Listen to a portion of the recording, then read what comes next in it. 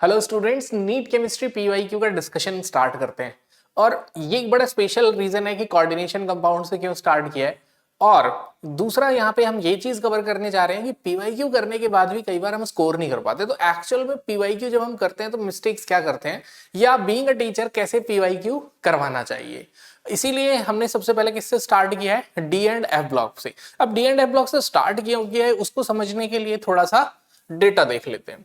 अब डेटा क्या कहता है, डेटा का कहना है कि अगर सबसे ज्यादा क्वेश्चन लास्ट स्टार्ट्स अगर हम करें, जो लास्ट हमारे स्टैट्स हैं लास्ट 5 ईयर में अगर हम क्वेश्चंस देखें तो धीरे धीरे वो ट्रेंड क्या हो रहा है, इंक्रीज हो रहा है डी एंड एफ ब्लॉक की तरफ। जैसे अगर मैं बात करूं तो 2020 में डी एंड एफ से आया था 1 क्वेश्चन। फिर 2021 में नंबर ऑफ क्वेश्चंस इंक्रीज हुए, डी एंड एफ ब्लॉक से क्वेश्चन आए 3।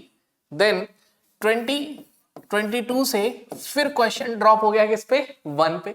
उसके बाद दोबारा अगर हम बात करें तो 2023 पे क्वेश्चन आए हैं 4 एंड 2024 में 9 question from D and F block. अब एक बात बताइए, अगर आप 5 मिनट शांत बैठ जाएं तो क्या ये सोचना बहुत बड़ी बात है कि इस साल 2024 में डी एंड एफ ब्लॉक से क्वेश्चन ज्यादा आने चाहिए थे? ऑब्वियस है, सिलेबस रिड्यूस हुआ था, इनऑर्गेनिक में 2 ही चैप्टर बचे थे, coordination and D and F block. और obviously D and F block के बाद मैं कोऑर्डिनेशन ही लेने वाला हूं। तो यहां पर क्या हो रहा है, सबसे ज्यादा क्वेश्चंस मैं कह रहा हूं इस साल भी डी एंड एफ ब्लॉक से आएंगे। ये तो था चैप्टर।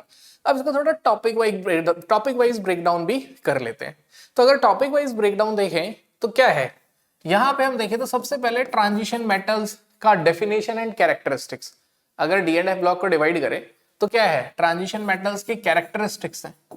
कैरेक्टरिस्टिक्स का क्या मीनिंग है यहाँ पे, वाई ट्रांजिशन मेटल्स है high boiling point, melting point, why transition metals hard, act as a catalyst, ये सब क्वेश्चंस। उसके बाद हम बात करते हैं compounds of transition metal. Compound मतलब preparation of KMnO4 and K2Cr2O7। And तीसरा टॉपिक है लेंथेनाइड्स एंड एक्टिनाइड्स। अब यहां अगर मैं मेजरली बात करूं, मेजर क्वेश्चन इसी टॉपिक से आए हैं। लेकिन अगर इसी चीज को हम देखें लास्ट 2 ईयर 23 और 24 में, तो मेजर क्वेश्चंस आए हैं लेंथेनाइड और एक्टिनाइड और ट्रांजिशन मेटल बोथ।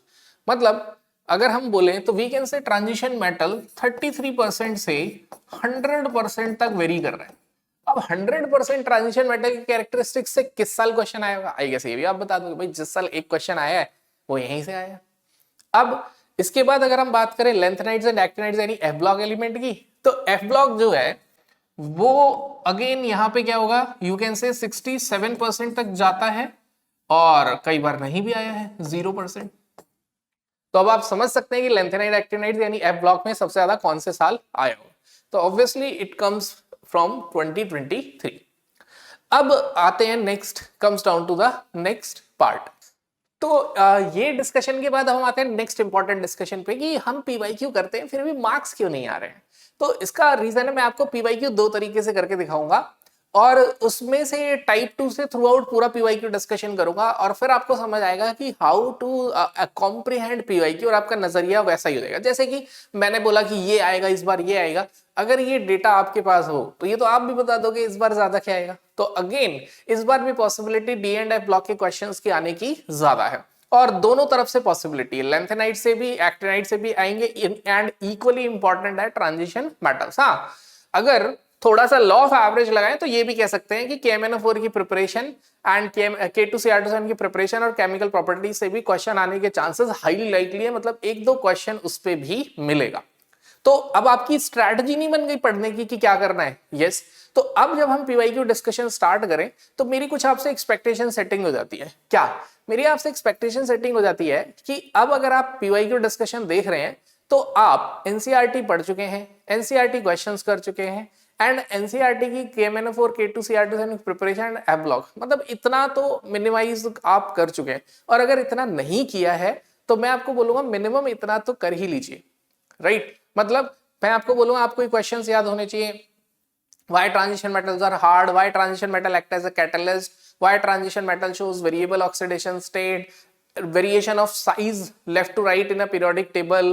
फिर उसके बाद हम बोलेंगे कि आप कैटालिटिक एक्टिविटी पे बेस्ड सारी चीजें, ई नॉट वैल्यूज, एंड उसके बाद KMnO4 K2 Cr2 की प्रिपरेशन याद कर लें, ये सब चीजें तो होनी ही चाहिए, राइट। तो अब उसके बाद हम मूव करते हैं किस पे, नेक्स्ट पार्ट पे, कि PYQ डिस्कशन स्टार्ट करते हैं। अब PYQ डिस्कशन अगर हम स्टार्ट करें तो व्हाट वी कैन से, जैसे हमारे सामने ये क्वेश्चन है। अब मैं आपको PYQ डिस्कशन कैसे करवा रहा हूं, मैं बता रहा हूं कि पहला क्वेश्चन 2020 का उठाया बिकॉज ये मेरा बहुत फेवरेट क्वेश्चन है, और ये इस टाइप का क्वेश्चन पिक करने का एक रीजन ये भी है, यहां हम ये भी समझेंगे कि कई बार थ्योरी वाले क्वेश्चन को करने में सर ने 10 मिनट लगाए, और कभी कोई क्वेश्चन सर ने 1 सेकंड में कर दिया या 1 मिनट में भी कर दिया। तो ऐसा टीचर्स क्यों करते हैं, या ऐसा मैं क्यों कर रहा हूं। तो अब यहाँ पे अगर इस क्वेश्चन को देखें, अभी 2020 है, इसके बाद मतलब हम 2012 से स्टार्ट करेंगे, और वही क्वेश्चंस मैंने पिक किए हैं जिसके कंसेप्ट हर जगह टच कर रहे हूं, राइट। अब जैसे अभी आप ये भी देखेंगे थ्रू आउट दिस वेरिएशन कि यहाँ मैं जो क्वेश्चन डिस्कस करूंगा वही क्वेश्चन जैसे 2012 या 15 में वही मिलता जुलता क्वेश्चन आगे 2017 में दिखेगा, फिर वैसा ही कुछ मिलता जुलता क्वेश्चन 23 में दिखेगा। तो आपको समझ आएगा कि अगर PYQ में 2 साल के क्वेश्चन भी कर लिए जाए ढंग से जैसे मैं बताने वाला हूं, तो you can easily solve PYQ। Okay, तो जैसे ये क्वेश्चन हम देखें, राइट। तो अब टाइप 1 पहला तरीका, हम इस क्वेश्चन को कैसे करेंगे PYQ डिस्कशन। तो पहला तरीका है, chromium is a stronger reducing agent than iron 2+ D6 in water. जो क्रोमियम है वो स्ट्रॉन्गर रिड्यूसिंग एजेंट है। तो हम अपने मन में सोचेंगे सबसे पहले कि जो स्टैंडर्ड रिडक्शन पोटेंशियल होता है, मतलब पहले कंसेप्ट सोचेंगे, that is directly proportional to reduction, वो रिडक्शन के डायरेक्टली प्रोपोर्शनल है, and you can say inversely proportional to reducing power, right. फिर अब हमें क्या है, हम क्योंकि हम एनसीईआरटी क्वेश्चंस पढ़ चुके हैं ढंग से, तो हमें ये बात भी पता है कि जो E0 वैल्यू है क्रोमियम की, जो E0 वैल्यू है क्रोमियम की, वो आयरन से कम है, राइट। तो E0 value of chromium 3+ chromium 2+ is less than E0 value of Fe3+ Fe2+, यानी स्टैंडर्ड रिडक्शन पोटेंशियल आयरन का क्या है, ज्यादा है क्रोमियम से। अब ये ज्यादा है, इसके रिड्यूस करने की टेंडेंसी ज्यादा है, तो इसकी रिड्यूसिंग पावर क्या है, कम। तो स्ट्रॉन्गर रिड्यूसिंग एजेंट कौन हुआ, chromium. This statement is true. Second, the transition metal and their compounds are known for their catalytic activity due to their ability to adopt multiple oxidation state and to form complexes। बिल्कुल सही बात है, ये तो fact है, true. Third, interstitial compounds are those that are formed when small atoms like hydrogen, carbon or nitrogen are trapped inside the crystal lattice of metal। ये भी fact है, true. Oxidation state of chromium in CrO4 and Cr2O4 negative is not same। अब यहां पे हम देखें तो chromium की ऑक्सीडेशन स्टेट +6 आएगी, और इधर भी क्या आएगी, dichromate ion. Chromate and dichromate दोनों में ऑक्सीडेशन स्टेट सेम है, बट वो कह रहे हैं नॉट सेम। तो this is the incorrect answer and our answer is D. और अब हम चलते हैं आगे। This is type 1 of discussion of PYQ। अब टाइप 2 मतलब अब मैं कैसे इसको डिस्कस करूंगा, और अगर मैं ये मानता हूं इसमें मैंने 20 मिनट भी लगाए, तो this is the actual way to comprehend previous year question. ये सही तरीका है PYQ को कॉम्प्रीहेंड करने का, और अगर आप भी PYQ करते हैं तो यही अप्रोच आपकी रहनी चाहिए। बिकॉज PYQ करके मार्क्स नहीं आने का मतलब क्या है कि हम एक्चुअल में पता ही नहीं लगा पा रहे हैं कि क्या चीज हमें परेशान कर रही है, राइट, या क्या गलती कर रहे हैं। बिकॉज क्वेश्चन का आंसर जानना PYQ नहीं है। क्यों? क्योंकि इससे क्वेश्चन नहीं आने वाला है। ओके, तो अब देखो, मैं अगर बात करता हूं कि अब हम कैसे डिस्कस करेंगे इसको, तो टाइप 2 दूसरा तरीका according to me, as per मी, ऐसा ही आपको इसी तरीके से PYQ देखना चाहिए। First thing, chromium 2+ is a stronger reducing agent than iron 2+। तो अब आपको यहां पे ऑब्वियसली सबसे पहले तो कंसेप्ट याद रखना चाहिए। तो आपने कंसेप्ट बिल्कुल सही सोचा, standard reduction potential is directly proportional to reduction and inversely proportional to reducing power. बिल्कुल सही सोचा है, राइट। अब इसके बाद सर क्या हम सबका रिडक्शन पोटेंशियल याद करें इस क्वेश्चन के अकॉर्डिंग? भाई क्वेश्चन हो गया, लेकिन एक डाउट आया मन में, क्या हमें सबका रिडक्शन पोटेंशियल याद करना है? तो ऑब्वियस है, मैं बोलूंगा अगेन, हम एनसीईआरटी क्वेश्चन कर चुके हैं। एनसीईआरटी में एक क्वेश्चन तो यही है, राइट, एक क्वेश्चन तो यही है कि chromium is stronger reducing agent than E naught Fe। क्या सर एनसीईआरटी में? हमें तो नहीं मिला। मैं बताता हूं, एनसीईआरटी में क्वेश्चन इस तरीके से है कि E not value of Fe3 plus comma Fe2 plus is greater than E not value of chromium 3 plus chromium 2 plus. ठीक है, फिर एनसीईआरटी में ही एक क्वेश्चन और है। क्या क्वेश्चन है वो क्वेश्चन है E not value of Mn2 plus Mn3 plus से Mn2 प्लस की जो वैल्यू है इज हायर, वो ज्यादा है than E not value of iron and chromium. ये भी एनसीईआरटी की स्टेट। तो अब आप देखिए, बस एनसीईआरटी के एग्जांपल तो एटलीस्ट पता होने चाहिए, और ये क्या होगा, एवरी टाइम हम बार बार चीजें याद करेंगे तो ये हमें पता लग जाएगा। अब देखिए इसके बाद, तो ये तीन चीज पता हो गई तो इसी पे रिलाई कर सकते हैं, क्योंकि इसके बाहर दुनिया बहुत बड़ी है और फिर थोड़ा सा मुश्किल हो जाता है। अब यहां पर कुछ कंक्लूड करने की जरूरत नहीं है, रिडक्शन पोटेंशियल हमेशा इससे देखा जाता है। फिर इसके बाद क्या आता है, एक और डाउट आता है मन में, छोटा सा, वैसे रेयरली आता है, कि सर कभी कभी ऐसा नहीं होता हम इलेक्ट्रॉनिक कॉन्फ़िगरेशन देख के बता देते हैं। बिल्कुल सही बात है, अगर इलेक्ट्रॉनिक कॉन्फ़िगरेशन का अरेंजमेंट डेटा को सपोर्ट करता है, ध्यान सुनना मेरी बात, अगर इलेक्ट्रॉनिक कॉन्फ़िगरेशन उसका अरेंजमेंट डेटा को सपोर्ट करता है तो इन दैट केस हम बोलते हैं कि यस, हम उसे एक्सप्लेन कर सकते हैं। अगर डेटा को सपोर्ट नहीं कर सकता तो एसआरपी देखा जाए। सर रिलाय किस पे करना है? एसआरपी पे। तो सबका एसआरपी याद नहीं हो सकता, आंसर इज दिस, एनसीईआरटी के एग्जांपल्स याद होने चाहिए और उनके क्वेश्चंस और एग्जाम्पलर वाले, इतना तो आपको मिनिमम रिवाइज करना ही है। अब ये तीन चीज पता चल गई। अब उसके बाद और क्या आपको यहां डिस्कशन होना चाहिए, फर्स्ट पॉइंट से रिलेटेड अब आपको सारी चीजें दिमाग में स्ट्राइक करनी चाहिए। This is called as active recall.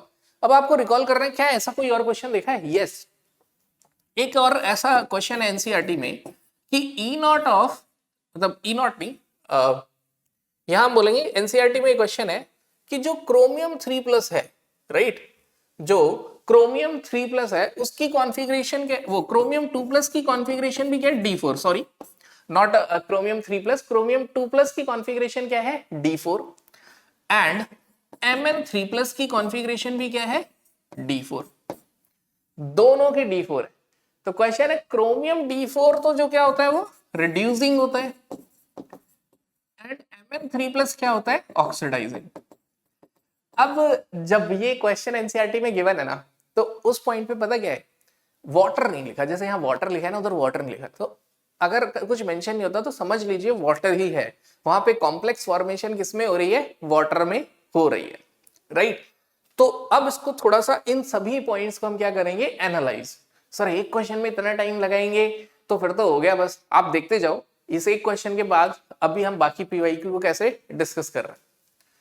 अब अगर हम बात करें यहां पे, तो व्हाट वी कैन से, हम ये कह सकते हैं कि अब इसको थोड़ा सा और इसको समझेंगे। कैसे? हम क्या लिखेंगे, सबसे पहले क्रोमियम की ऑक्सीडेशन स्टेट लिखेंगे, ठीक है, फिर उसके बाद हम लिखेंगे क्रोमियम 3 प्लस की ऑक्सीडेशन स्टेट, फिर हम लिखेंगे क्रोमियम 2 प्लस की ऑक्सीडेशन स्टेट। क्रोमियम का एटॉमिक नंबर होता है 24, एक्सेप्शनल कॉन्फ़िगरेशन है तो argon 18 3d5 4s1। Chromium 3 plus मतलब 3 इलेक्ट्रॉन निकाल दो, तो पहले 4s से इलेक्ट्रॉन जाएगा फिर 5 से, तो ये इसकी कॉन्फ़िगरेशन हो गई 3d3, 6 में से 3 गए, 3 बचे। क्रोमियम 2 प्लस का मतलब सिर्फ 3 इलेक्ट्रॉन हुए, 3d4। मतलब अगर ई नॉट वैल्यू क्रोमियम 3 प्लस से क्रोमियम 2 प्लस गिवन होता है, रिड्यूस मतलब घटना, तो जहां ऑक्सीडेशन स्टेट घटेगी वहां होगा रिडक्शन। तो 3d3 से कहां जा रहा है वो? 3d4। नाउ अब हम देखते हैं आयरन को। आयरन का एटॉमिक नंबर क्या है? 26। इसकी कॉन्फ़िगरेशन क्या हुई? 3d6 4s2। अब Fe3 प्लस की कॉन्फ़िगरेशन क्या होगी? आउटर मोस्ट शेल से निकाल दो 3 इलेक्ट्रॉन, तो 6 और 2 8, 8 में से सीधे 3 निकाल के क्या होगा? 3d5। अब अगर हम Fe2 प्लस को देखें तो इसकी कॉन्फ़िगरेशन क्या हो गई है? 3d6, ठीक है, समझ आ गया? ये वाला बहुत अंडरस्टैंड करना है, ब्रेन में क्लियर करना है, क्योंकि यही कंफ्यूज करती है, ई नॉट वैल्यू वाला पार्ट थोड़ा सा हमें कंफ्यूज करता है। अब उसके बाद अगर हम बात करें आयरन के बाद आते हैं मैग्नीज पे। मैग्नीज का एटॉमिक नंबर क्या होता है? राइट, 25। 25 का क्या मतलब हुआ? Argon 18 3d5 4s2। अब वो 3 इलेक्ट्रॉन लूज करेगा तो क्या बनाएगा, Mn3+। 7 में से 3 2 s से जाएंगे, एक 5 से जाएगा, तो क्या हुआ 3d4। फिर ये गया Mn2+, तो ये क्या हो गया 3d5। This is active recall, मतलब अब आपको रिकॉल करना है कि ऐसे कितने कंसेप्ट्स मैं एक साथ यहां सोच सकता हूं। इसके जैसे कंसेप्ट, मतलब यही लाइन ही तो चल रही है। जैसे मैंने बोला आपको पहला क्वेश्चन अटेम्प्ट करने के लिए ये बातें तो पता ही होनी चाहिए, पहली दूसरी तीसरी, ठीक है। अब जब ये बातें हमें पता होनी चाहिए तो ऐसा थोड़ी है कि इसको लर्न कर लेंगे, इसको थोड़ा समझ लेंगे ना कि ऐसा क्यों कर रहे हैं, राइट, ऐसा क्यों कर रहे हैं। अब आप देखिए, आप ऑब्जर्व करिए मेरे इस डिस्कशन को, बहुत ध्यान से सुनना, ठीक है, बिकॉज आगे जैसे क्वेश्चंस आएंगे तो आपको एक्चुअल इंपॉर्टेंस समझ आएगी। अब देखो यहां पर क्या हुआ, क्रोमियम 3+2+ पे जा रहा है, तो ये 3d3 से जा रहा है 3d4 पे। आयरन 3+ जा रहा है 3d5 से 3d6 पे, और मैग्नीज जा रहा है 3 से 2 पे, यानी 3d4 से 3d5 पे। ये बहुत ज्यादा इजी है समझना कि Mn3+ will reduce easily because of extra stable D5 configuration. समझ गए हम, यानी कि इसका रिडक्शन इजीली हो जाएगा, तो हमने सोच लिया इट विल रिड्यूस इजीली। अब जिसका रिडक्शन इजीली हो जाता है उसका E0 वैल्यू क्या होता है, E0 वैल्यू कैसे किसे बोलते हैं, अगर सिंपली E0 वैल्यू लिखा है तो it means standard reduction potential. क्या मतलब हुआ इसका, स्टैंडर्ड रिडक्शन पोटेंशियल। ऑब्वियसली ये वैल्यू हाई होगी, क्योंकि इलेक्ट्रोकेमिस्ट्री में हम ये कंसेप्चुअली समझ चुके हैं, higher standard reduction potential, higher tendency to get reduced in aqueous. Reduction का मतलब एक्वस, और इलेक्ट्रॉन गेन का मतलब, इलेक्ट्रॉन गेन एंथैल्पी और रिडक्शन में फर्क ही यही है। Electron gain enthalpy is defined in gaseous state and reduction is defined in aqueous state. अब यहां थोड़ा कंफ्यूजन है, क्रोमियम एंड आयरन, कौन इलेक्ट्रॉन इजीली गेन करेगा। जो इजीली गेन करेगा उसका रिडक्शन हो जाएगा, वो अच्छा ऑक्सीडाइजिंग एजेंट होगा और पुअर रिड्यूसिंग एजेंट होगा। मेरी बात ध्यान से सुनना, अगर आयरन +3 से +2 में जा रहा है और इजीली जा रहा है तो अच्छा रिडक्शन हुआ और अच्छा ऑक्सीडाइजिंग एजेंट हुआ, एंड वीक क्या हुआ, रिड्यूसिंग एजेंट, राइट। जिसका रिडक्शन इजीली होता है वो डायरेक्टली प्रोपोर्शनल होता है किसके, ऑक्सीडाइजिंग एजेंट के, और इनवर्स किसके हो जाएगा, रिड्यूसिंग एजेंट के। ओके, ये तो इलेक्ट्रोकेमिस्ट्री का कॉन्सेप्ट है। अब यहां पे देखा हमने आयरन D5 से D6 में नहीं जाना चाहेगा, वाई, ऑलरेडी एक्स्ट्रा स्टेबल है, इस इट हैज लेस टेंडेंसी, तो लेस रेडिली रिड्यूस्ड।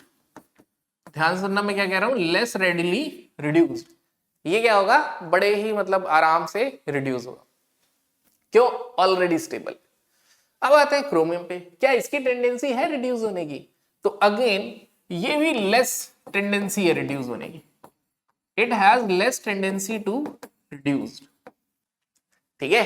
ये क्या है, लेस टेंडेंसी है इसकी रिड्यूस होने की। Okay, why, because it has already stable configuration half filled. Sir ये हाफ फिल्ड कैसे है, क्रोमियम जब +3 ऑक्सीडेशन स्टेट में होता है तो वो ऑक्टाहेड्रल स्प्लिटिंग शो करता है। ऑक्टाहेड्रल स्प्लिटिंग में क्या होता है, ऊपर आते हैं, ऊपर आएगा हमारे पास कौन सा ऑर्बिटल, Eg, ऊपर क्या आएगा Eg, और नीचे ऑर्बिटल आएगा T2g। तो हम इसे यहां पे अगर हम देखें तो दिस इज Eg एंड नीचे हमने बना दिया T2g, T2g यानी T2g3, तो 3d3 का मतलब हुआ कॉन्फ़िगरेशन इज T2g3, तो it has also half filled, ये भी क्या है, हाफ फिल्ड, राइट। अब देखो बड़ी इंटरेस्टिंग बात निकल के आएगी, बड़े ध्यान से देखना। क्वेश्चन में लिखा है chromium is stronger reducing agent, यानी क्रोमियम इलेक्ट्रॉन इजीली लूज करेगा than iron in water. What does it mean, इसका मतलब आयरन का SRP क्या है, ज्यादा है। अब आप समझो बड़े ध्यान से, आयरन का SRP ज्यादा है, यानी आयरन की रिड्यूस होने की टेंडेंसी ज्यादा है, मतलब आयरन D5 से D6 में इजीली चला जाएगा, लेकिन क्रोमियम D3 से D4 में इजीली नहीं जाएगा। यहां से एक और चीज कंक्लूड हो गई, in case of chromium half filled configuration T2g3 is more stable than D5 of iron.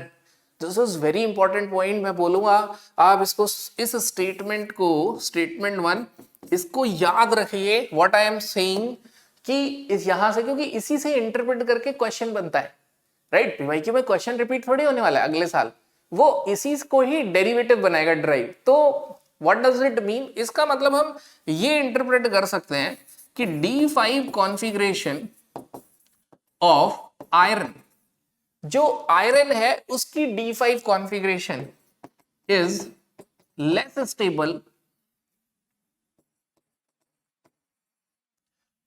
ये क्या है, लेस स्टेबल है देन T2G3 कॉन्फ़िगरेशन और D3 कॉन्फ़िगरेशन ऑफ क्रोमियम 3+। ठीक है, जो क्रोमियम 3+ है उससे कम स्टेबल। 2 मिनट रुकना, समझ आए, इसे वेरीफाई करो, सोचो मैं क्या कह रहा हूं। ऐसा नहीं कि सुन के आगे चले गए, फिर फायदा नहीं है, राइट। पहले समझो कि मैं ये जो बात बोल रहा हूँ क्या आपके दिमाग में एडजस्ट हो पा रही है। मैंने बोला D5 configuration of Fe3+ is less stable then D3 configuration of chromium 3+। यानी अगर रिड्यूस होने की बात आई, अगर ध्यान सुनना मेरी बात, रिड्यूस होने की बात आई तो सबसे पहले कौन रिड्यूस होगा, आयरन +3 से +2 में जाएगा और क्रोमियम उसके बाद जाएगा। यानी स्टैंडर्ड रिडक्शन पोटेंशियल Fe3+ से Fe2+ का क्या होगा, ज्यादा होगा और क्रोमियम का कम होगा। और सबसे ज्यादा किसका होगा, मैग्नीज का। तो मेरा ये सजेशन है आप ये सीरीज ही याद कर लीजिए, आप ये सीरीज ही याद कर लीजिए एसआरपी की, कि सबसे ज्यादा एसआरपी वैल्यू किसकी होती है, सबसे ज्यादा होगी E0 Mn3+ Mn2+, उसके बाद 3+ से 2+, फिर 3+ से 2+ क्रोम। ये वैल्यू ही लर्न कर लीजिए। अब ये हमने इतनी देर में कितने क्वेश्चन डिस्कस किए, एक क्वेश्चन। ये कितना क्वेश्चन है, एक, नो, ये मतलब वो मीम वाली लैंग्वेज है ना, ये लेजेंड कहेंगे कि ये 4 नहीं, ये 5-7 क्वेश्चन डिस्कस हो गए यहाँ पे। अब आप आगे देखना, इसी कॉन्फ़िगरेशन में, इसी डिस्कशन में बेस्ड खूब सारे क्वेश्चन मिलने वाले। तो एक्चुअल में जब हम क्वेश्चन डिस्कस कर रहे हैं, पीवाईक्यू जब आप क्वेश्चन कर रहे हैं, तो ऐसा नहीं आंसर देखा आगे चले, ऐसा कहा, स्पीड पे फोकस नहीं करना है, हर स्टेटमेंट को कॉम्प्रीहेंड करना है। ओके, जैसे अब सेकंड स्टेटमेंट, ये एनसीईआरटी क्वेश्चन है, why transition metal act as a catalyst. Transition metal as a catalyst क्यों एक्ट करते हैं, व्हाई, तो क्या रीजन है, because they can show variable oxidation state, क्योंकि ये क्या शो करते हैं, वेरिएबल ऑक्सीडेशन स्टेट शो करते हैं। And due to vacant d orbital can easily form complexes, क्योंकि पार्शियल फिल्ड डी ऑर्बिटल के से कुछ डी ऑर्बिटल खाली होते हैं, क्या बना लेते हैं, कॉम्प्लेक्स। जब भी कैटलिस्ट का क्वेश्चन है तो 3 रीजन होते हैं, याद रखना, ऑप्शन में जो भी मिल जाए that is correct. Why transition metal shows variable oxidation state, sorry, why transition metal act as a catalyst. Transition metal as a catalyst क्यों एक्ट करता है, बिकॉज पहला रीजन क्या हो गया, जो आपको यहां लिखा हुआ है तो मैं लिख नहीं रहा, वेरिएबल ऑक्सीडेशन स्टेट, पहला क्या हो गया, variable oxidation state. Now second part, और क्या रीजन है, they have large surface area, क्या है, लार्ज सरफेस एरिया। तीसरा reason, what is the third reason for this, तीसरा रीजन अगर हम बात करें तो उसका थर्ड रीजन क्या है, it provide low activation energy path.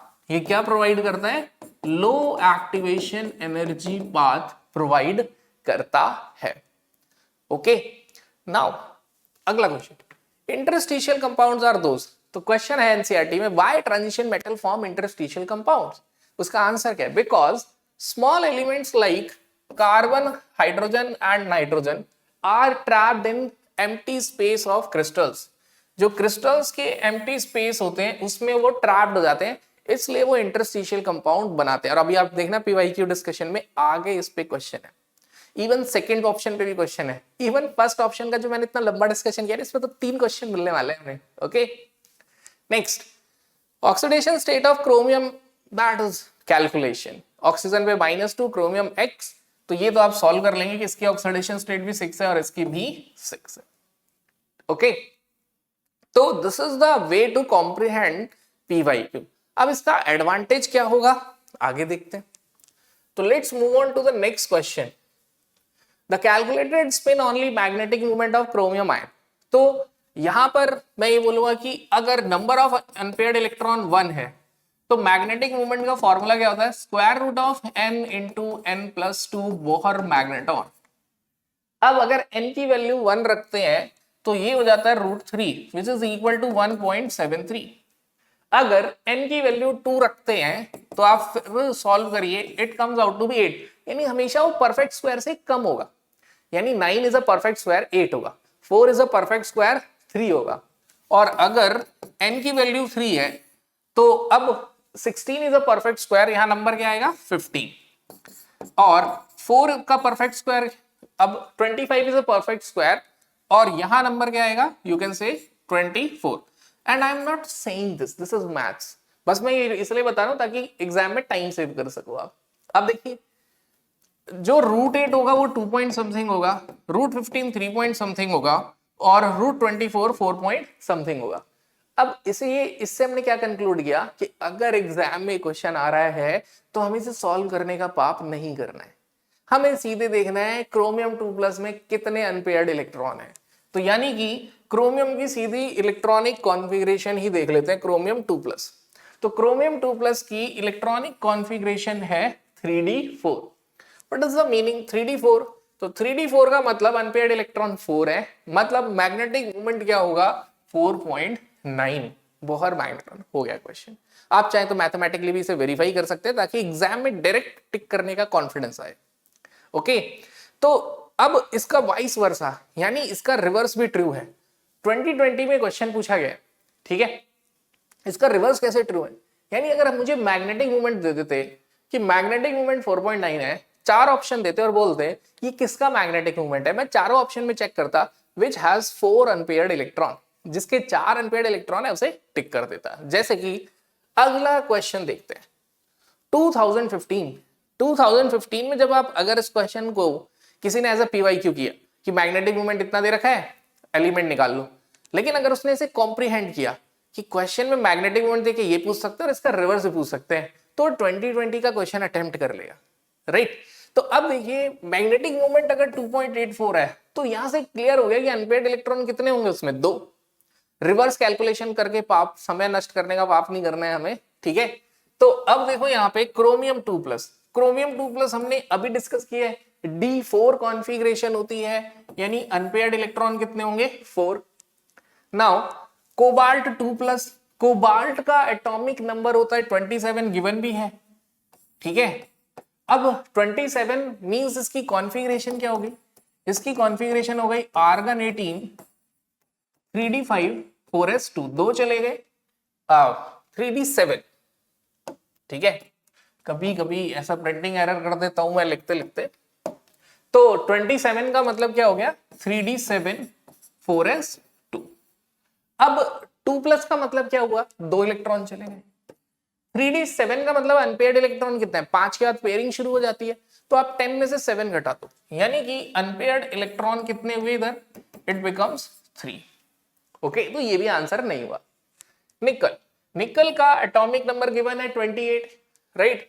तो निकल की कॉन्फ़िगरेशन क्या होगी बच्चों, आर्गन 18 3d8 4s2। ओके, अब 3d8 4s2 है तो यहां पे हम क्या कह सकते हैं Ni2+ में क्या कॉन्फ़िगरेशन होगी, तो 2 इलेक्ट्रॉन चले जाएंगे 3d8। अब इस पे एम्पेयर्ड इलेक्ट्रॉन कितने होंगे, 10 में से 8 घटा दो 2, क्यों, क्योंकि 5 के बाद पेयरिंग स्टार्ट हो जाती है, ठीक है। 5 के बाद क्या स्टार्ट होगी, पेयरिंग। तो 1 2 3 4 5 6 7 8, इट हैज 2 अनपेयर्ड इलेक्ट्रॉन। तो this is our answer. Titanium आप सॉल्व कर लेना, कितने अनपेयर्ड इलेक्ट्रॉन है, स्कैंडियम टाइटेनियम एटॉमिक नंबर 22, 3 चला जाएगा, तो D1 कॉन्फ़िगरेशन। तो ऐसा नहीं है कि हमें हर क्वेश्चन के को जब PYQ डिस्कशन करेंगे 10 मिनट लगाना है, क्योंकि सबसे भयंकर चीज होती है ना मैथ्स। हम कहते हैं एक क्वेश्चन तो 15 मिनट में किया है, यानी कि 15 मिनट मल्टीप्लाई बाय 50, ऐसे नहीं। पहले क्वेश्चन में हमने टाइम लगाया बिकॉज उसको जरूरत थी, दूसरे तीसरे में कम टाइम लगाया क्योंकि कम जरूरत थी। नेक्स्ट आगे चलते हैं।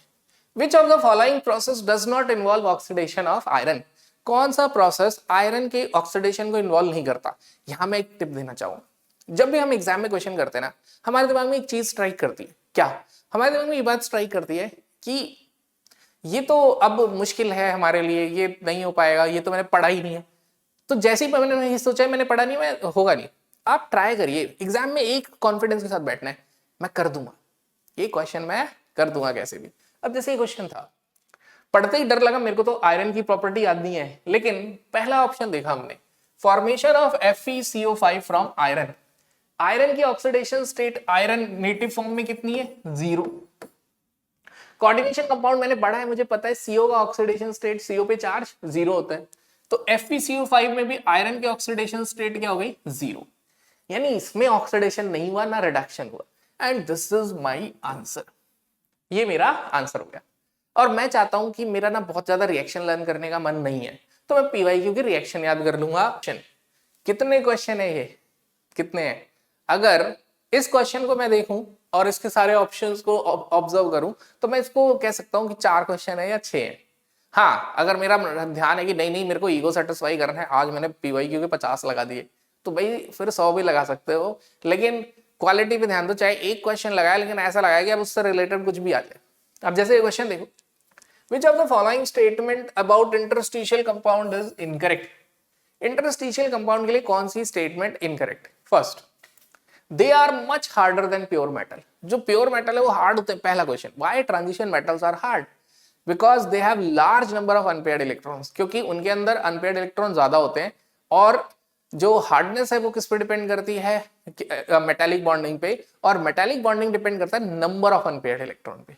दो चीज पे डिपेंड करता है, साइज पे और नंबर ऑफ अनपेयर्ड इलेक्ट्रॉन पे। तो नंबर ऑफ अनपेयर्ड इलेक्ट्रॉन सब पे पहले डिपेंड करेगा, अगर number of unpaired electron same है तो डिपेंड करेगा साइज पे। तो हमने साथ में ये भी रिवाइज कर लिया, ये प्योर मेटल से ज्यादा हार्ड होते हैं। सही बात है, हार्ड होंगे, क्यों?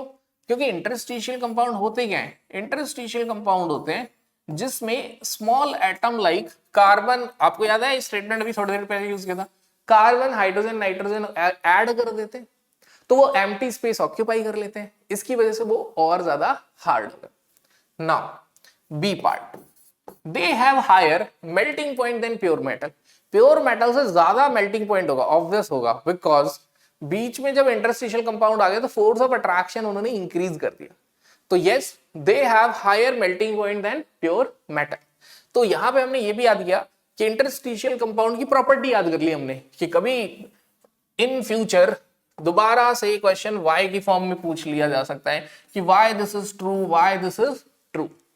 Now they retain conductivity. तो देखिए 2013 में इंटरस्टिशियल कंपाउंड पे क्वेश्चन आया, और 2020 जो मैंने पहला क्वेश्चन डिस्कस किया उसमें क्या था कि इंटरस्टिशियल कंपाउंड्स में स्मॉल एलिमेंट क्या करते हैं, स्पेस ऑक्यूपाई करते हैं, वो एज अ स्टेटमेंट आया।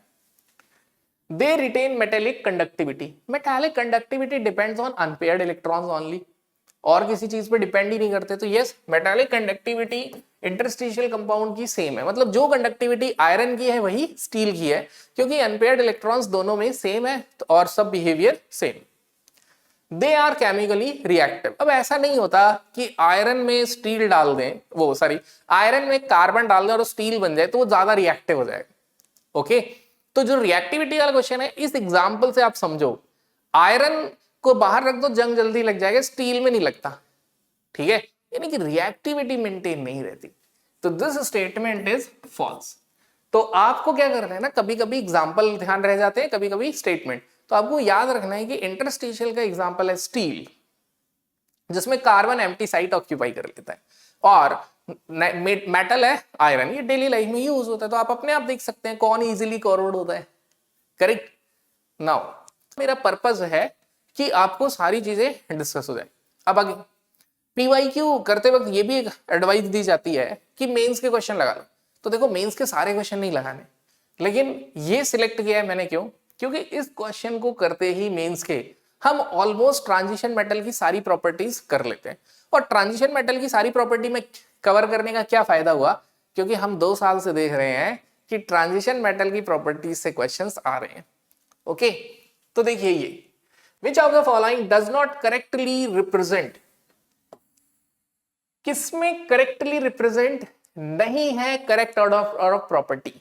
तो देखिए सारी प्रॉपर्टीज का तो कंसेप्चुअली तो हम कर चुके हैं कि yes, conceptually this is the difference between NEET and JEE, but ये क्वेश्चन आपको कंसेप्चुअली आपका थ्योरी स्ट्रॉन्ग कर रहा है, इसलिए मैंने इसे यहां इनकॉर्पोरेट किया है। तो देखिए कंसेप्चुअली वी नो कि why transition metals show variable oxidation state, because energy difference, अगर पहले को ऐसा क्वेश्चन बोल दिया जाए कि why transition metal shows variable oxidation state, तो because energy difference between D subshell and S subshell is less, इसकी वजह से D के इलेक्ट्रॉन रिएक्शन में पार्टिसिपेट कर जाते हैं। ओके, देन अब इसका एप्लीकेशन कि क्या ये सही है, तो अब आपको यहां पे एक एप्लीकेशन आया कि क्या मैं ऑक्सीडेशन स्टेट निकाल सकता हूं। यस, ऑक्सीडेशन स्टेट हमें पता है स्कैंडियम से मैग्नीज तक इंक्रीज होती है, उसके बाद डिक्रीज होती है। व्हाई? बिकॉज अनपेयर्ड इलेक्ट्रॉन क्या होते हैं, कम होते चले जाते हैं। तो देखो ये कितनी बड़ी बात, दो तीन बातें समझ आ गई यहाँ पे, right. This is active recall. आपको रिकॉल करना है कि मुझे इससे रिलेटेड क्या क्या चीजें याद कर सकता हूं मैं। जब PYQ आप खुद से डिस्कस करोगे तो अप्रोच क्या होनी चाहिए, मैं इससे रिलेटेड क्या क्या चीजें याद कर सकता हूं। तो मैंने याद कर लिया कि स्कैंडियम से लेके मैग्नीज तक ऑक्सीडेशन स्टेट बढ़ती है फिर घटती है, क्योंकि पहले अनपेयर्ड इलेक्ट्रॉन इंक्रीज होते हैं।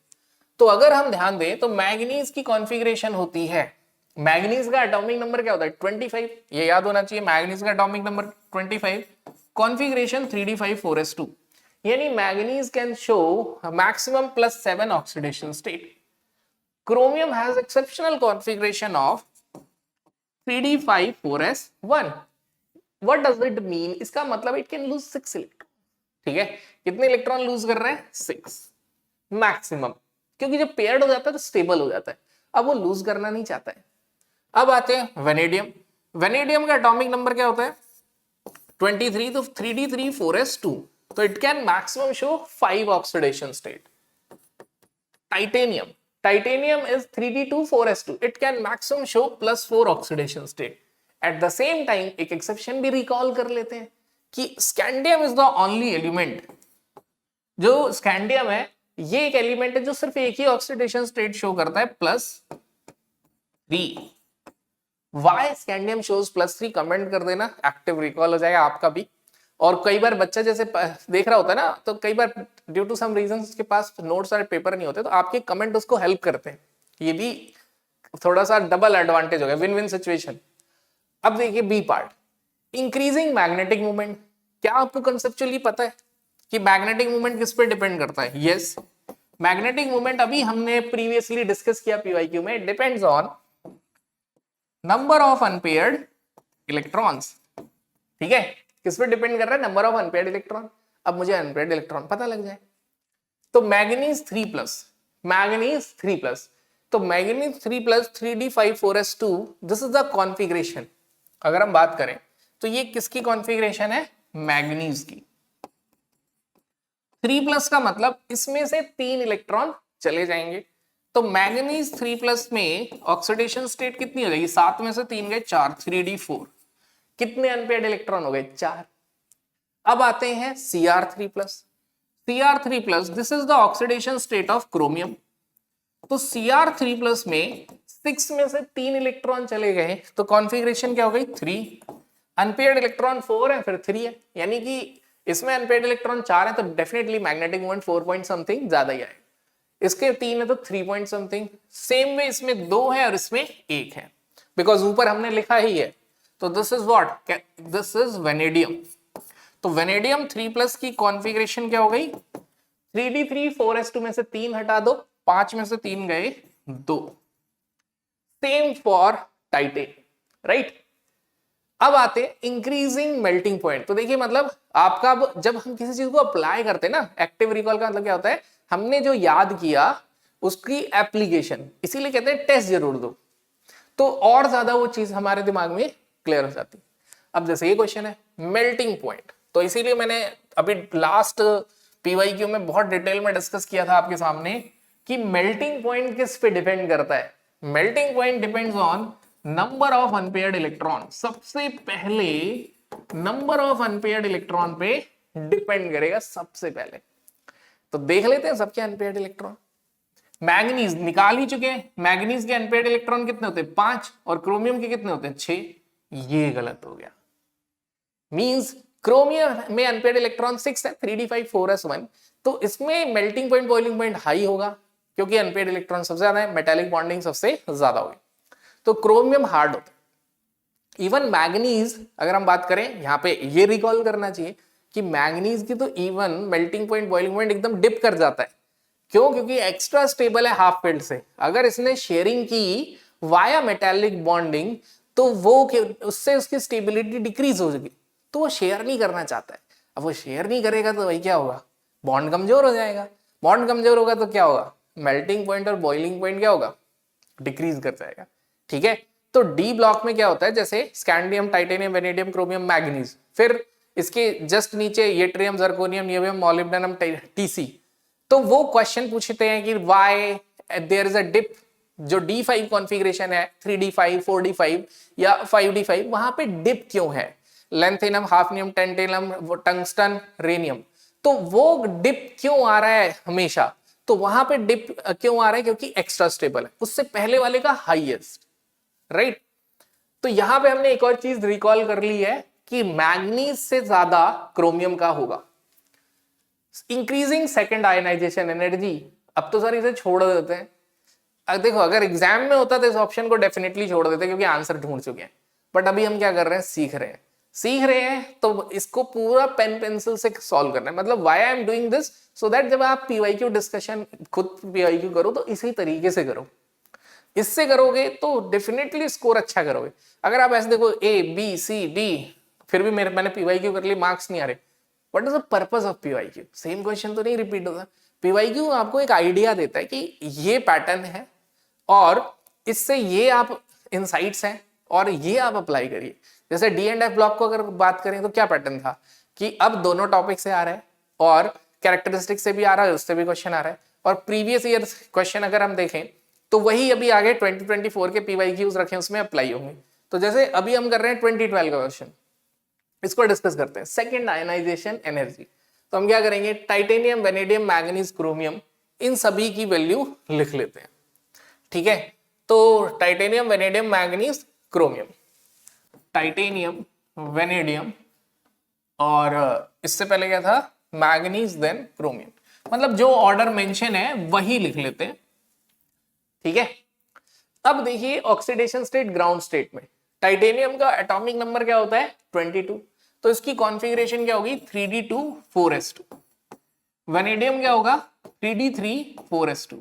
मैग्नीज क्या होगा 3D5 4s2। क्रोमियम क्या होगा 3D5 4s1। एक्सेप्शनल कॉन्फ़िगरेशन है इसकी। ठीक है, सेकेंड आयनाइजेशन एनर्जी की बात हो रही है, यानी कि एक एक इलेक्ट्रॉन अभी निकाल लेते हैं।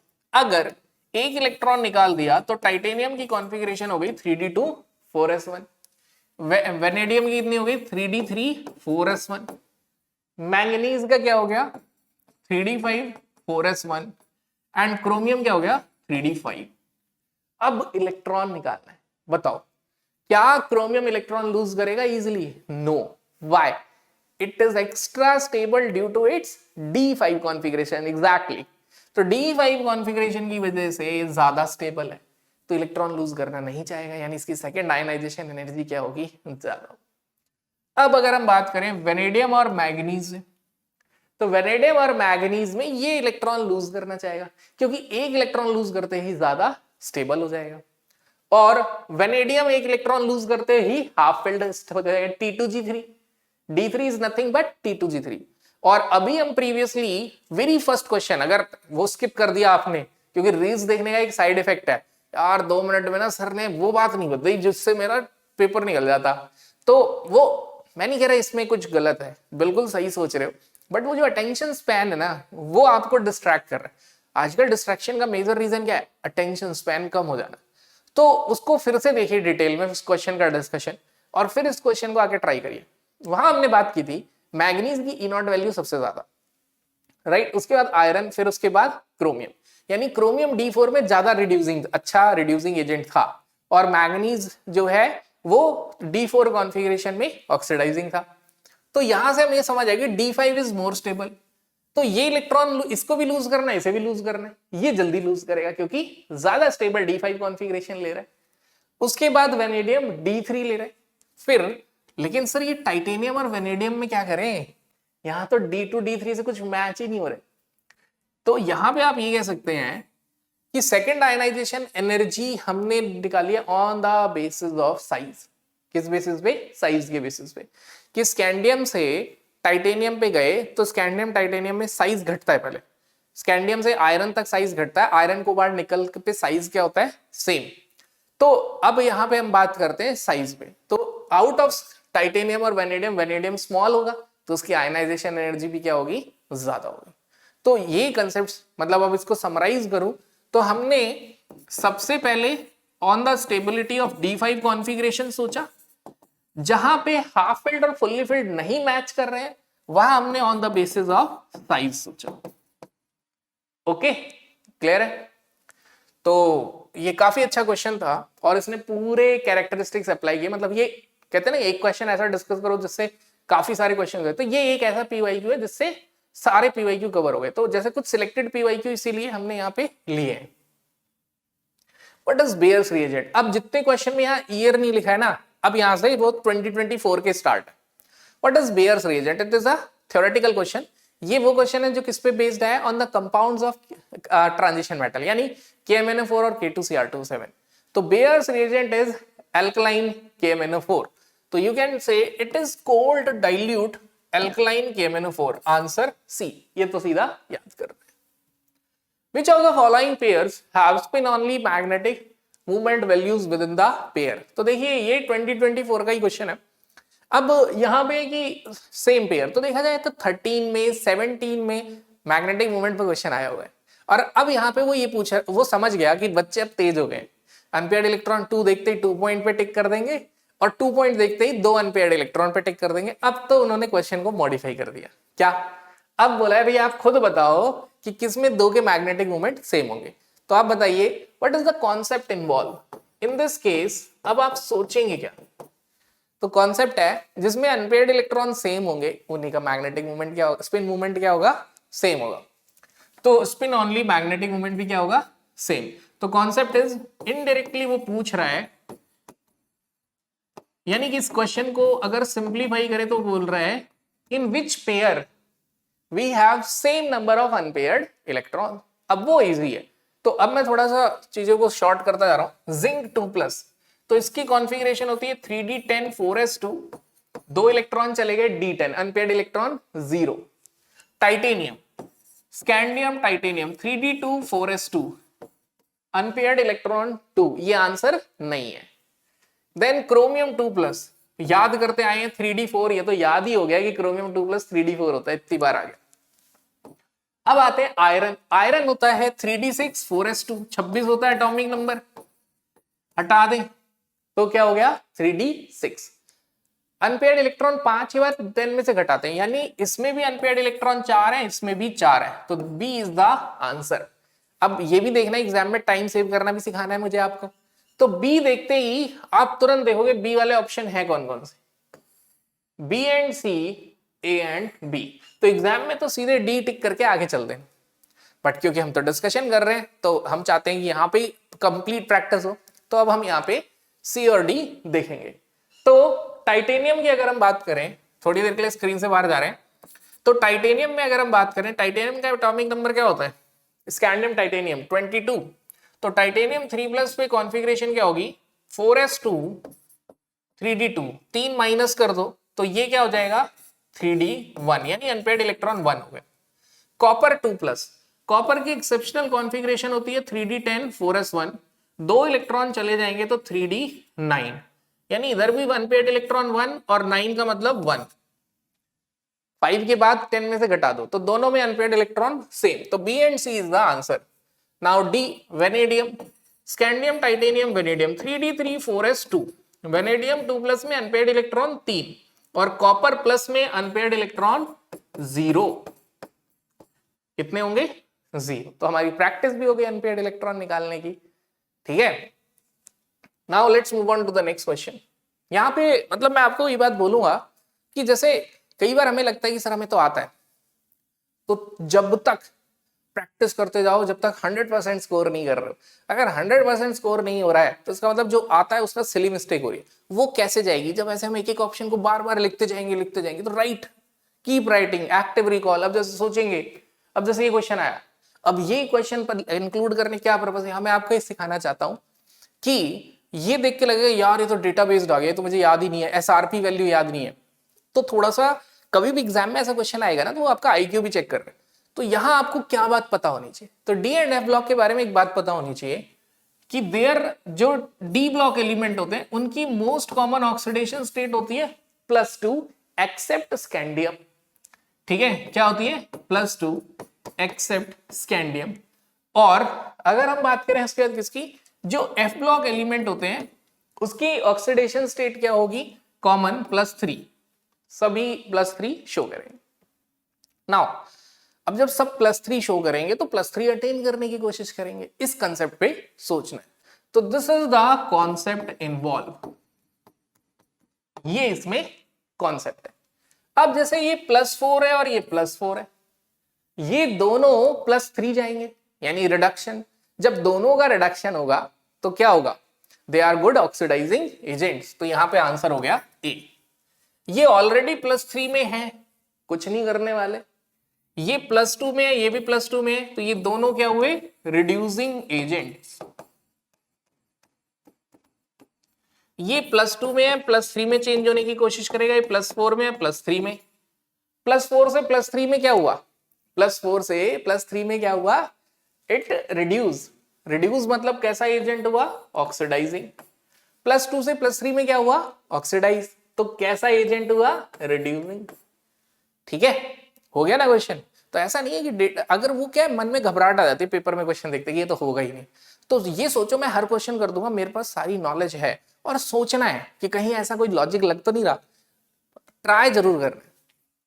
Now this is very nice question, काफी अच्छा क्वेश्चन है ये। The ultraviolet and visible absorption bands, तो मैं तो कहूंगा इस क्वेश्चन को याद भी कर लो कि जो एफ ब्लॉक एलिमेंट होते हैं वो यूवी रीजन वाली रेज भी बनाते हैं, बैंड्स बनाते हैं यानी स्पेक्ट्रम। ठीक है, what is spectrum, group of wavelength, range of wavelength.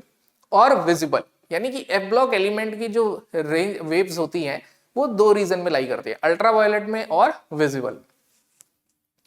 And are X, X का मतलब वो बोल रहे हैं वो जो बैंड होगा वो थोड़ा सा ऐसे ब्रॉड होगा या नैरो होगा। वो जो अल्ट्रावायलेट रीजन का और विजिबल रीजन का बैंड होगा वो कैसा होगा, मतलब जो वेवलेंथ एमिट होगी वो कैसी होगी। Now because of excitation of electrons, obvious है ये क्यों होगा, क्योंकि इलेक्ट्रॉन हायर शेल में एक्साइट होंगे।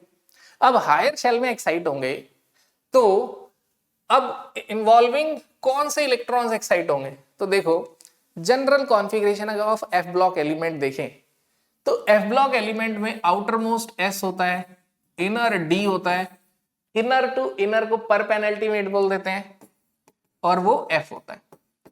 तो जो भी ट्रांजिशन होना है वो एफ में ही होना है, ना तो एस में इलेक्ट्रॉन फिक्स होते हैं, डी दो, डी में अगर हम बात करें सीरियम गैडोलिनियम, यहीं पे D1 कॉन्फ़िगरेशन आ जाती है ताकि हम F7 F0 या F14 कर सके। तो यहाँ पे मैं एक ट्रिक भी बताऊंगा कि एक्सेप्शनल कॉन्फ़िगरेशन याद रखने का तरीका है सीरियम गैडोलिनियम और ल्यूटिशियम, से गुड लक। ठीक है, तो से गुड लक से आप एक्सेप्शनल कॉन्फ़िगरेशन ऑफ लैंथेनाइड्स याद रख सकते हैं। अब यहीं पे D1 अटेन कर रहे हैं वो, उसके अलावा कहीं नहीं कर रहे, यानी कि जो भी इलेक्ट्रॉन ट्रांसफर होगा वो किसका होगा, F, Y का मतलब F ऑर्बिटल, यानी ये क्लियर है कि F ऑर्बिटल के इलेक्ट्रॉन्स ही ऊपर जाएंगे। अब F ऑर्बिटल के इलेक्ट्रॉन्स कितने ऊपर जाएंगे, तो देखो F ऑर्बिटल से बाहर क्या है, D और S, यानी काफी अंदर है, राइट, काफी ज्यादा अंदर। अंदर होने की वजह से ज्यादा जंप नहीं कर पाते, मतलब विद इन F कर रहे हैं, ना D तक जा पा रहे हैं ना S तक। जब सेम शेल में जंपिंग होती है ना तो जो ग्रुप ऑफ वेवलेंथ एमिट होगी, आपने एटॉमिक स्ट्रक्चर पढ़ा, एटॉमिक स्ट्रक्चर में जब आप वेवलेंथ लैम्डा निकालते हो तो n = 2 पे अलग निकालते हो, 3 पे अलग, तो काफी बड़ी रेंज आती है। तो यू कैन से आपके पास काफी सारा रेंज आता है जैसे। लेकिन अब F वाले इलेक्ट्रॉन्स सिर्फ F शेल के अंदर ही, मतलब n की वैल्यू सेम है, सब शेल वेरी कर रहे हैं, जब F के अंदर ही इलेक्ट्रॉन जंप करेंगे तो उस केस में जो वेवलेंथ आती है दैट इज वेरी लेस, यानी कि वो कैसा स्पेक्ट्रम बनाते हैं, नैरो। ठीक है, अगर वेवलेंथ ज्यादा होगी, इलेक्ट्रॉन जितनी ऊपर जंप कर सकता है उतनी ज्यादा वेवलेंथ एमिट होगी, उतना स्पेक्ट्रम ब्रॉड होगा। और जितना कम जंप कर सकता है उतना नैरो होगा। तो यहाँ पे इलेक्ट्रॉन जंप कर रहा है within same subshell that is F, यहाँ तो बहुत ही नैरो डाउन कर देंगे चीजों को। तो व्हाट इज योर आंसर कि लेंथेनाइड्स में जो स्पेक्ट्रम होता है वो नैरो है, और ये किसकी वजह से होता है, क्योंकि इलेक्ट्रॉन एफ में ही जंप करते हैं। अब स्पेक्ट्रम एफ में जंप करने से लैम्डा अलग आता है, ये हम एटॉमिक स्ट्रक्चर में पढ़ चुके हैं, राइट। तो ये क्वेश्चन आई होप क्लियर हुआ, ये काफी बच्चों ने डाउट पूछा है, मोस्ट कॉमनली आस्क्ड क्वेश्चन 2024 में, मतलब बच्चों ने मुझसे सबसे ज्यादा डाउट पूछा है। कॉमनली आस्क्ड मतलब बच्चों के doubt, right. Now let's move on to the next part. ये भी एक क्वेश्चन आया था, मतलब ऐसा नहीं है कि 9 क्वेश्चंस आए थे 2024 में तो सारे टफ आए थे, ये आसान भी आया था। यहाँ पे क्या है, सीरियम किसका एलिमेंट है, तो वो लेंथेनाइड है। आर्सेनिक क्या है, पी ब्लॉक एलिमेंट। सीजियम क्या है, एस ब्लॉक एलिमेंट। मैग्नीज क्या है, डी ब्लॉक एलिमेंट। तो ऐसा भी क्वेश्चन आया था कि जिसमें बस हमें पता होना चाहिए कौन कौन से ब्लॉक का एलिमेंट है, यानी कि पूरी पीरियोडिक टेबल अपने को लर्न होनी चाहिए, ठीक है। तो ए का ऑप्शन किससे मैच कर रहे हैं, ए विद 1, सब में मैच कर गया, ए विद 1।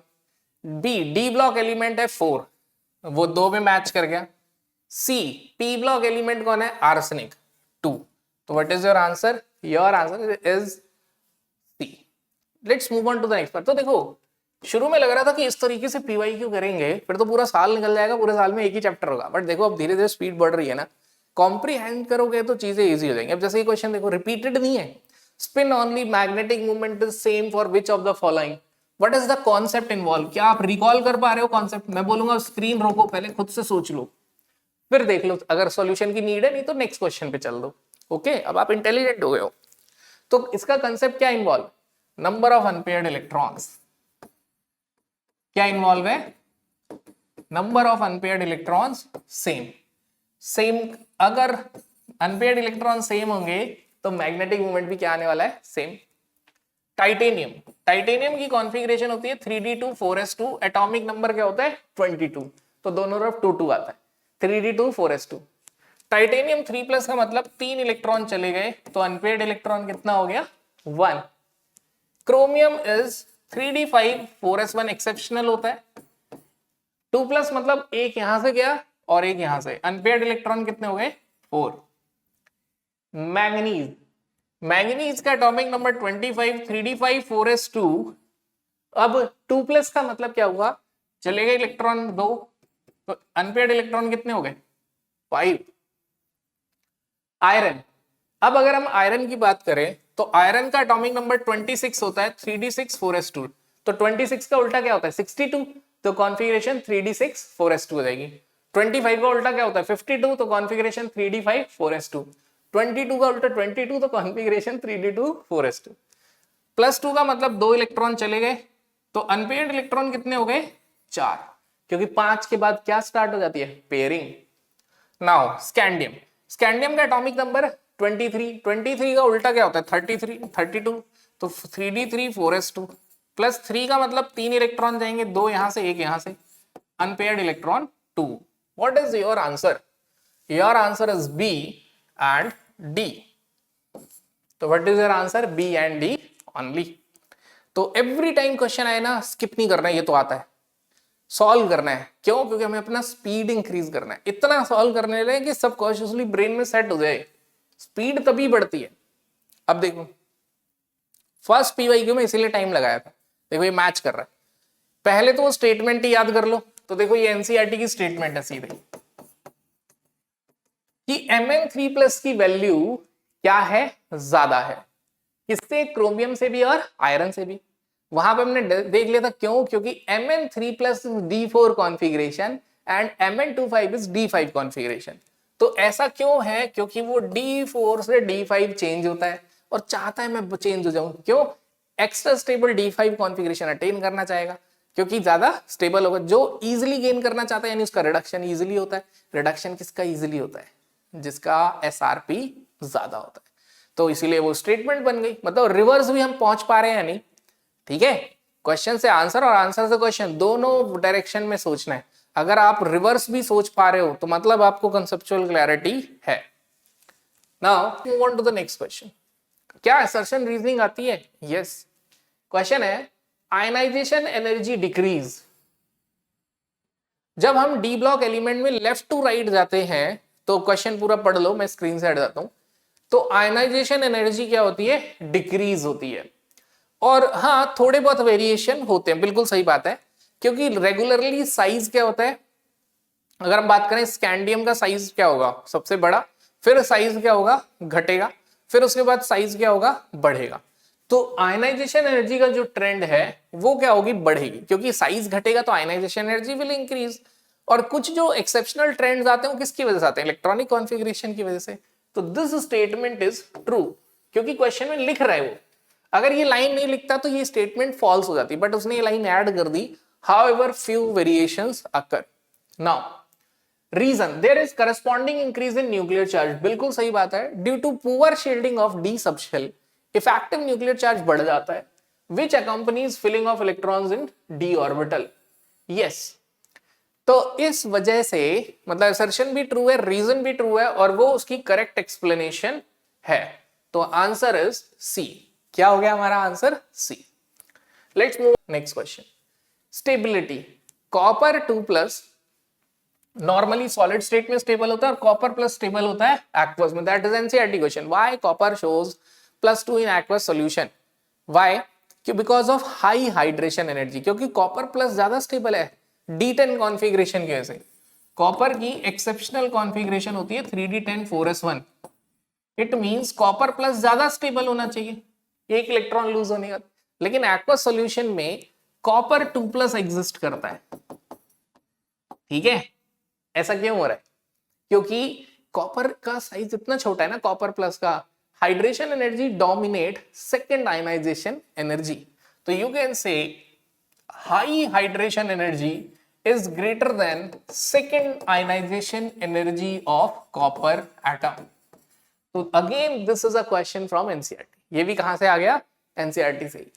नाउ अगला question, which of the following, तो देखिए 9 क्वेश्चंस थे, तो 2024 के क्वेश्चन चल रहे हैं अभी, लेकिन फिर भी स्पीड हमारा थोड़ा सा क्या हो गया, इंक्रीज हो गया। Which of the following statement are incorrect, question है कौन सा इनकरेक्ट है, थोड़ा सा इधर हो जाता हूं। All the transition metal except scandium form metal oxides which are ionic. सारे ट्रांजिशन मेटल्स स्कैंडियम को अगर हम छोड़ दें तो क्या बनाते हैं, मेटल ऑक्साइड्स बनाते हैं, और वो आयनिक होते हैं। तो यहां पे मैं बता देता हूं, इनके जो ऑक्साइड्स होते हैं वो कोवलेंट भी होते हैं। तो that is a false statement. ये स्टेटमेंट क्या हो गई, हमारी फॉल्स स्टेटमेंट है। Now next, highest oxidation number corresponding to the group number in transition metal oxide is attained in scandium to manganese.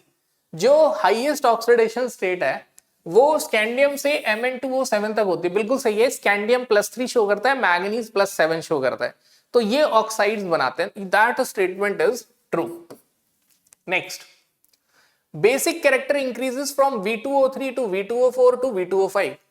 देखिए ये तो हम बॉन्डिंग में पढ़ चुके हैं कि जैसे जैसे ऑक्सीडेशन स्टेट बढ़ता है एसिडिक कैरेक्टर बढ़ता है, एसिडिक स्ट्रेंथ बढ़ता है, बेसिक नहीं बढ़ता।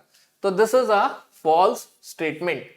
यानी कि V2O3 से V2O4 और V2O5 पे क्या हो रहा है, यहां वेनेडियम की ऑक्सीडेशन स्टेट आ रही है +3, यहां वेनेडियम की ऑक्सीडेशन स्टेट आ रही है +4, और यहां आ रही है +5। As oxidation state increases, acidic strength increase. Next, V2O4 dissolve in acid to yield VO4 3-। ये स्टेटमेंट फॉल्स है, बट मैं आपको बता देता हूं हाउ टू चेक। कभी भी ऐसा क्वेश्चन आए ना कि बेस में क्या, मेटल बेस के साथ क्या है और एसिड, तो जनरली ट्रांजिशन मेटल्स जो होते हैं ना वो एसिडिक मीडियम में अपनी ऑक्सीडेशन स्टेट सेम रखते हैं। जिसका एक एग्जांपल भी देता हूं मैं, एनसीईआरटी का ही क्वेश्चन है कि what is the impact of pH on aqueous solution of chromate. तो उसमें क्या होता है, अगर आप डाइक्रोमेट आयन है Cr2O7 2 नेगेटिव, उसको बैलेंस करते हो CrO4 2 नेगेटिव के साथ, तो इधर 7 ऑक्सीजन है, उधर कितने हैं 8, तो दिस इज 8H2O। 8 क्यों लिख रहा हूं, I have to write only H2O, क्योंकि आयनिक में हम पढ़ चुके हैं कि oxygen is balanced by water only. तो उधर 8 ऑक्सीजन है, इधर 7, तो एक और लिख दिया मैंने H2O। नाउ अब क्या हुआ, hydrogen is balanced bye H+ ion, ठीक है। तो मेरे को जैसे ही उसने बोला कि क्रोमेट और डाइक्रोमेट की रिएक्शन लिखो, तो मुझे रिएक्टेंट और प्रोडक्ट पता चल गया। अब रिएक्टेंट और प्रोडक्ट पता चल गया तो आप क्या देखोगे, यहां पर 7 ऑक्सीजन है, यहां पे 8 है। पहले मैंने क्रोमियम बैलेंस किया, इधर 2 क्रोमियम थे, इधर 2 लिख दिया, उसके वजह से ऑक्सीजन अनबैलेंस्ड हो गया। Oxygen is always balanced by water, तो हमने H2O लिख दिया। अब hydrogen is balanced bye H+। Acidic medium में ट्रांजिशन मेटल जनरली अपनी ऑक्सीडेशन स्टेट सेम रखते हैं, ठीक है। यानी कि जो V2O4 है, अगर वो डिसॉल्व होता तो जो भी सॉल्ट बनाता उसकी ऑक्सीडेशन स्टेट वो क्या रखता, V2O4 में वेनेडियम की ऑक्सीडेशन स्टेट क्या आ रही है, +4, बट यहां वेनेडियम की ऑक्सीडेशन स्टेट कितनी आ रही है, +5, यानी कि ये V2O5 बना रहा होगा। कौन बना रहा होगा, V2O5। Next, CRO is basic but Cr2O3 is amphoteric, this statement is true. इसके लिए तो मैं वही बोलूंगा, ट्रिक ऑफ एम्फोटेरिक ऑक्साइड्स याद करने की ट्रिक याद रखो, जनाबे आली ने गाया फिर पंजाबी सॉन्ग, ठीक है। तो यहां से आप थोड़े से क्या याद रख सकते हो, ट्रांजिशन एम्फोटेरिक ऑक्साइड्स। तो दिस क्वेश्चन इज अगेन, मैं बोलूंगा कि इसको समझिए, इससे रिलेटेड ये समझ आता है कि मेरे को डी ब्लॉक में जो रिएक्शंस मेंशन है, एक पैराग्राफ पूरा ट्रांजिशन मेटल में वेनेडियम के ऑक्सीडेशन स्टेट, एसिडिक मीडियम, यानी मुझे वो लाइन बार बार पढ़नी है। क्या कंक्लूड किया है कि वो वाला पैराग्राफ डी ब्लॉक में बार बार पढ़ना है, क्योंकि उससे क्वेश्चन आएगा तो थोड़ा अटेम्प्ट करना मेरे लिए मुश्किल हो जाएगा। नाउ Cr2, अब देखिए again an NCERT question. First जो PYQ डिस्कस किया था मैंने, बिल्कुल वही है। Cr2+ is oxidising and Mn3+ is reducing, बिल्कुल सही बात है। Cr2+ की D4 कॉन्फ़िगरेशन होती है, तो वो क्या करना चाहता है, D4 से किस में जाना चाहता है, D3 में, क्योंकि वो हाफ फिल्ड होता है, यानी ऑक्सीडेशन। ऑक्सीडेशन मतलब रिड्यूसिंग, ओहो गलत है। और मैग्नीज +3 होता है D4, ये D4 से D5 में जाना चाहता है, यानी रिडक्शन, यानी oxidising. This statement is false, ठीक है। तो जो क्रोमियम है, मैग्नीज D4 से D5 यानी रिड्यूस, रिड्यूस मतलब ऑक्सीडाइजिंग, तो क्रोमियम रिड्यूसिंग होता है और मैग्नीज ऑक्सीडाइजिंग होता है। This statement is false. Next, scandium compounds are repelled by magnetic field. अब यहां पे आपको पैरामैग्नेटिक और डायमैग्नेटिक की डेफिनेशन पता होनी चाहिए, this is the expectation, because repelled by, when a compound is repelled by magnetic field, अगर कोई कंपाउंड मैग्नेटिक फील्ड से क्या हो रहा है, रिपेल, इज कॉल्ड एज, क्या कहा जाएगा उसको, डायमैग्नेटिक।